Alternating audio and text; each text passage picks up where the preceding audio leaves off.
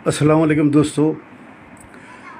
मैं मुसलसिल देख रहा हूँ कि एक मीम टीवी है जिसके ऊपर ग्राउंड रिपोर्ट आ रही है। ग्राउंड के ऊपर जाके आवाम के मसाइल बताया जा रहा है।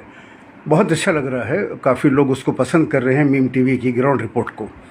वैसे तो हैदराबाद के अंदर जितने भी वेब मीडिया, जितने रिपोर्टर, जितने न्यूज़पेपर हैं, सब डर के यहाँ की जमात के ख़िलाफ़ अपने मसाइल बताने के लिए कांपते हैं और वेब रिपोर्टर्स सारे एडजस्ट हैं।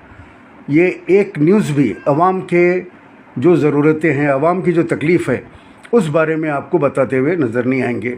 जलसों की न्यूज़ें होगी और एंड बैंड शैंड होगी, उसके अंदर सारे रिपोर्टर्स वहाँ पे वेब रिपोर्टर खड़ेंगे, लेकिन मीम टीवी आवाम के मसाइल को उजागर कर रही है। इसीलिए शायद वो बहुत जल्दी मार्केट के अंदर फेमस हो गई। मैं भी देख रहा था रिपोर्ट, उसके दूसरे दिन देखा कि वो लोग जो अपने मसाइल बयान कर रहे थे, वो लोग अचानक उनका पार्ट 2 बना दिया गया।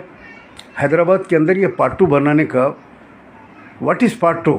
यानी पार्ट 2 का मतलब है कि गुंडागर्दी, दादागिरी, आवाम को जो है अपने मसाइल बोलने नहीं देना, आवाम की आवाज़ को कुचल देना, बज़ोरे शमशीर, बज़ोरे पुलिस, बज़ोरे केसेस, आवाम को जो है डरा के, धमका के, राउडीज़म के ज़रिए ये लोग आवाज़ को कुचल देते हैं। जैसे ही ये ग्राउंड रिपोर्ट मीम टीवी की आई, दूसरे दिन सारे गुंडे पहुंच गए जमात के और उन लोगों को ले जाके उनका एक पार्ट 2 बना दिया गया। वो लोग जो एक दिन पहले खुल के अपने मसाइल के बारे में बोले, वो जाके उल्टा बोल रहे हैं नाके में, पुलिस स्टेशन में, और रिपोर्टर के ख़िलाफ़ कंप्लेंट कर रहे हैं कि हम गलत बोले। अरे आप बोले, आपका वीडियो सारी दुनिया के सामने आ गया, अब आप जो बोल रहे हैं उसके ऊपर लोग हंस रहे हैं।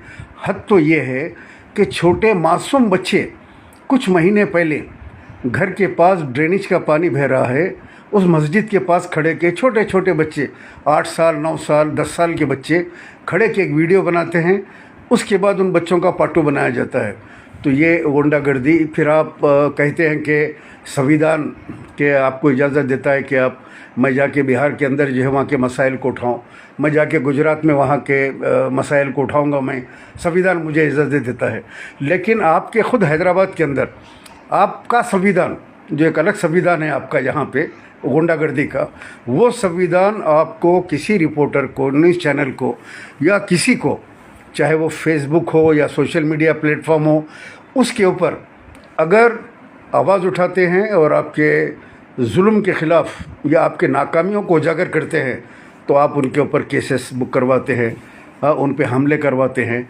मैं ख़ुद एक जीती जाती मिसाल हूँ कि मुझके ऊपर अनगिनत केसेस हैं जो मैं अदालतों को फिरता हूँ, कई मरतबा जेल भी गया इनके जुल्म की वजह से। हद तो ये है कि पुलिस के ज़रिए मर्डर केस मुझ पे, एक झूठे मर्डर केस में मुझे डाल के जेल भेज दिया गया। तो चंद्रान गुट्टे के अंदर तो ये हाल है कि जहाँ पे वहाँ के मसाइल बताए गए हैं, उन पुलिस स्टेशनों में कि आपको किसी के ऊपर भी आपको केस बुक करवाना हो तो एमआईएम का कोई भी वर्कर जाएगा, एक दरख्वास्त देगा, वहाँ केस बुक हो जाएगा। यानी ऐसे लगता है कि पुलिस के बिल्कुल जो है एक एमआईएम के ऑफिसों में तब्दील हो गई है। चंद्रान गुट्टा पुलिस स्टेशन, बंदलागुड़ा, वहाँ के कुछ मखसूस चंद्रान गुट्टे हल्के के पुलिस स्टेशन हैं जो बिल्कुल वहाँ के ऊपर कानून लाकानूनियत हो गई है। उसके ख़िलाफ़ भी मैं कमिश्नर ऑफ पुलिस साहब से कहूँगा कि इन पुलिस स्टेशनों के ऊपर ज़रा आप देखिए कि क्या सही जेन्युइन केस बुक हो रहा है या झूठा केस बुक हो रहा है। बहरहाल ये पार्ट 2 ख़त्म होना चाहिए हैदराबाद में। उसको ख़त्म करने के लिए एक तरीक़ा है पार्ट 2 ख़त्म करने का, जब इलेक्शन आए, बड़ी खामोशी के साथ आप लोग एक इनकलाब लाइए, इस क़ियादत को बदलिए, इन लुटेरों को, चोरों को, लैंड ग्राबरों को, सूदखोरों को, रेपिस्टों को, ये जितने भी एक जगह पे जमा हो गया है माफियाए, इस माफिया को ख़त्म करो खामोशी के साथ। जिस तरीके से आसाम के अंदर बदरुद्दीन अजमल साहब, बड़े पावरफुल मेंबर ऑफ पार्लियामेंट, जिनके 32 या 35 एमएलए हैं, वो उनका तो तसव्वुर ये था कि मैं कभी ज़िंदगी में हार नहीं सकता इलेक्शन। जिस तरह हमारे असदुद्दीन अवैसी को गुरूर तकब्बुर है, मैं हैदराबाद में हार नहीं सकता। लेकिन 10,25,000 वोटों से मुस्लिम इलाके में इतने सीट रख के बदरुद्दीन अजमल हार गए। क्यों हारे? यही इनके वर्करों की गुंडागर्दी, इनके कारपोरेटरों की गुंडागर्दी, इनके एमएलओ की गुंडागर्दी, और ये आंख मूछ के उनको इजाज़त देते हैं। क्या असदुद्दीन अवीसी को नहीं पता है कि उनके वर्कर क्या करते हैं, क्या गुंडागर्दी करते हैं, कहाँ ज़मीनात खा रहे हैं, कहाँ बेवाओं का हक़ मार रहे हैं? क्या उनको पता नहीं है? उनको हर चीज़ का पता होता है, लेकिन उनको खुली छीट उनको दी गई है कि तुम जो चाहे करो, जो चाहे तुम लूटते रहो, इलेक्शन के अंदर हमको वोट दिलाओ।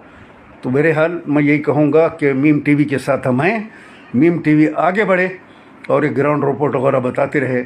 मैं अपनी गुफ्तगू को इन शेर पे, इन अशार के ऊपर ख़त्म करूँगा। लश्कर भी तुम्हारा है, सरदार भी तुम्हारा है, तुम झूठ को सच लिख दो, अखबार भी तुम्हारा है।